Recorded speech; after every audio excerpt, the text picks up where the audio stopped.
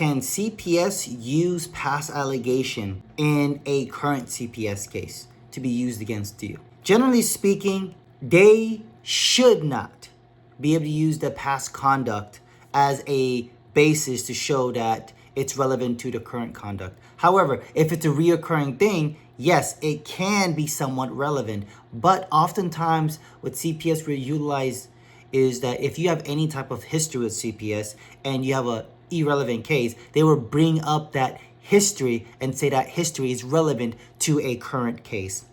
That past conduct, yes, is relevant, but should not be able to demonstrate substantial risk of harm as it relates to the situation at hand currently. This is why you want to make sure you get a California CPS defense lawyer, the right one, to be able to assess the situation, because the past conduct shouldn't be relevant unless it's a reoccurring thing and it's the basis on why the case opened. But even then, if that factual issue of the past conduct is not relevant or factually distinct between the current conduct, then it should be dismissed. If you're being investigated by CPS and you're planning to use past conduct against you, make sure you contact the California CPS defense lawyer to look at the case, to compare, contrast why the case opened, and to see if it's even enough.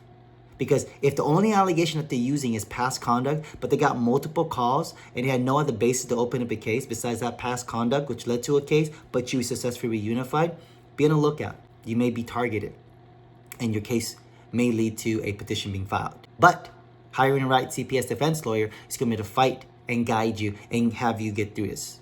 At Charlotte Law Firm, we're here to help.